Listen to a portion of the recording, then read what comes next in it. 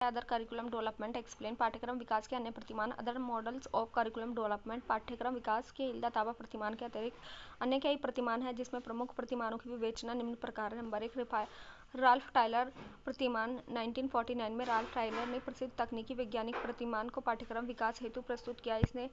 इसे निम्नलिखित 4 सोपान हैं: प्रयोजना या उद्देश्यों का परिभाषीकरण, डिफाइनिंग द पर्पस और ऑब्जेक्टिव्स, प्रयोजन संबंधी शैक्षिक अनुभव, educational experiences related to the purpose, प्रदत्त अनुभवों का संगठन, organisation of the given experiences, प्रयोजनों का मूल्यांकन, इवैल्यूएशन ऑफ द पर्पस। इन चारों सोपानों का वर्णन राल्फ टायलर ने अपनी पुस्तक पाठ्यक्रम तथा अनुदेशन के मूलभूत सिद्धांत basis principle of curriculum and instruction 1949 में किया है। नंबर 2, उनरो प्रतिमान। उनरिच मॉडल 1984 में एक पंचपदीय प्रतिमान प्रस्तुत किया गया। इसमें चिन्हित पद या सोपान निम्नलिखित हैं: लक्ष्य एवं उद्देश्य, गोल्स एंड ऑब्जेक्टिव। सेकंड, आवश्यकताओं का पता लगाना, नीड असेसमेंट। नंबर 3, विषय वस्तु, कंटेंट। नंबर 4, क्रियान्वयन, इम्प्लीमेंटेशन। नंबर 5, मूल्यांकन। लेटन सोलो प्रतिमान। यह प्रतिमान राल्फ टायलर की रेखीय प्रकृति का पर्यवेक्षण करता है और उद्देश्यों के 3 मूल स्रोतों को अलग करता है। यह टायलर के कुछ उद्देश्यों को हटाता है और कुछ को जोड़ता है, जिसके 3 मूल तत्व दर्शन, मनोविज्ञान और स्रोत। 3 बेसिक स्रोत चयन, व्यवस्था और मूल्यांकन, और 3 मूलभूत प्रत्यय, उद्देश्य, क्रिया और अनुभव हैं। मूल तत्व बेसिक एलिमेंट्स: दर्शन, फिलॉसफी, मनोविज्ञान, साइकोलॉजी। स्रोत सोर्स, अधिगमकर्ता, सामाजिक जीवन। तीसरा, विषय सामग्री, मूल प्रक्रिया, बेसिक प्रोसेस, चयन, सिलेक्शन। उद्देश्य, ऑब्जेक्टिव्स, क्रियाकलाप, एक्टिविटी, अनुभव, एक्सपीरियंस। और व्याख्या, ऑर्गेनाइजिंग।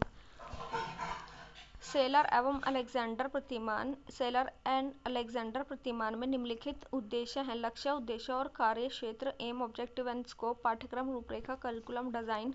पाठ्यक्रम क्रियान्वयन, करिकुलम इम्प्लीमेंटेशन। पाठ्यक्रम मूल्यांकन, करिकुलम इवैल्यूएशन। आधारभूत आधार, बाह्य चर जो है बेसिस, और एक्सटर्नल वेरिएबल्स, लक्ष्य, उद्देश्य और कार्य क्षेत्र। पाठ्यक्रम की रूपरेखा, पाठ्यक्रम क्रियान्वयन, प्रतिपुष्टि और पाठ्यक्रम का मूल्यांकन। नंबर 4 है विकास। पाठ्यक्रम विकास का ओलिवा प्रतिमान। ओलिवा ने दिया था ये। इसमें दार्शनिक तत्व का विचार का कथन, लक्ष्य का कथन, उद्देश्य का कथन, कार्य की रूपरेखा, क्रियान्वयन और मूल्यांकन शामिल हैं। सरन पाठ्यक्रम प्रतिमान। सरन करिकुलम मॉडल सन 1976 में वाई सरन ने दिया। जिस पाठ्यक्रम प्रतिमान को विकसित किया उसे सरन पाठ्यक्रम प्रतिमान कहा जाता है। इसका विकास प्रणाली विश्लेषण के माध्यम से हुआ और तकनीकी मुख्य पक्षों का आधार माना गया। इसमें विशिष्ट उद्देश्यों को प्राथमिकता दी जाती है, इनपुट, आउटपुट और प्रोसेस को। कोई पाठ्यक्रम अपने में पूर्ण नहीं है, इसमें सुधार एवं विकास की आवश्यकता होती है। कोई नया पाठ्यक्रम भी पूर्ण नहीं हो सकता, अपितु प्रचलित पाठ्यक्रम की कठिनाइयों का निदान करके उसमें सुधार करने से पाठ्यक्रम सुधार प्रणाली विश्लेषण से करना अधिक व्यावहारिक रहता है। सरन प्रतिमान के 3 पक्ष होते हैं: अदा, प्रदा, प्रक्रिया। अदा पक्ष को 3 घटक में बांटा गया है: पाठ्य वस्तु के स्रोत, आवश्यकता तथा विशेषज्ञों की विचारधारा। नंबर 2, उद्देश्यों का प्रतिपादन करना और पाठ्य वस्तु का चयन करना। नंबर 3, पाठ्यक्रम का प्रारूप विकसित करना। इस प्रतिमान में प्रदा पक्ष को प्राथमिकता दी जाती है। प्रदा पक्ष पाठ्यक्रम सीखने के अनुभव की व्यवस्था का स्वरूप है प्रदान करता है, जिससे अपेक्षित उद्देश्य प्राप्त किए जाते हैं। इसके अंतर्गत कई कारक होते हैं, लेकिन मूल्यांकन प्रमुख कारक है। मूल्यांकन प्रक्रिया उद्देश्य केंद्रित होती है। इसके 2 प्रमुख कार्य होते हैं: यह निर्णय लिया जाना कि उद्देश्य की हुई है नहीं, और यह देखना कि उद्देश्य की प्राप्ति हुई है नहीं तो उसके क्या कारण है नहीं होने के। मूल्यांकन और निदानात्मक होता है। इसमें प्रणाली विश्लेषण को प्रयुक्त किया जाता है। इस प्रकार पाठ्यक्रम के सुधार की दिशा दिखाई जाती है।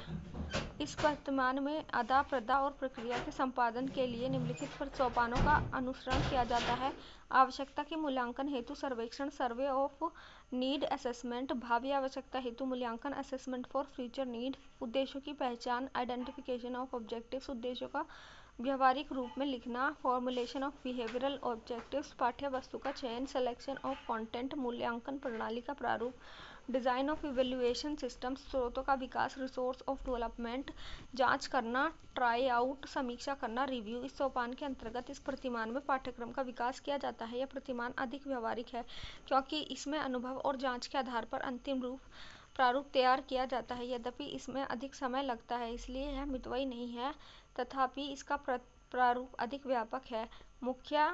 मुखोपाध्याय पाठ्यक्रम प्रतिमान। मुखोपाध्याय करिकुलम मॉडल ने भारतीय परिस्थितियों में इस प्रतिमान का विकास किया है। यह प्रतिमान हिल्डा टाबा के प्रतिमान से मिलता जुलता है।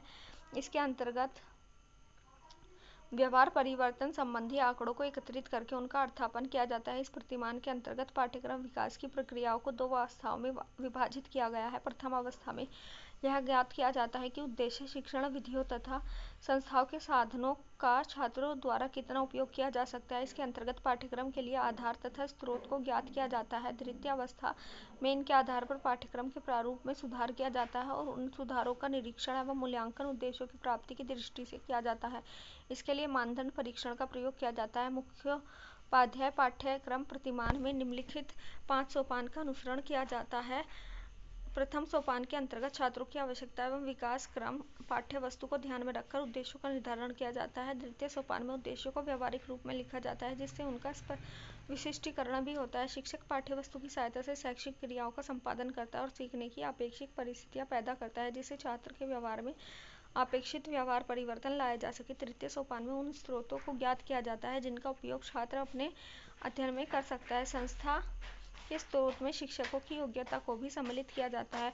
चतुर्थ सोपान में उपयुक्त तथ्यों की जानकारी के आधार पर पाठ्यक्रम में सुधार तथा विकास किया जाता है। इसके बाद उसका निरंतर निरीक्षण किया जाता है और उसकी प्रभावशीलता देखने के लिए मूल्यांकन किया जाता है। मूल्यांकन हेतु मानदंड परीक्षणों का भी प्रयोग किया जाता है। पंचम और अंतिम सोपान में पाठ्यक्रम के प्रारूप में सुधार किया जाता है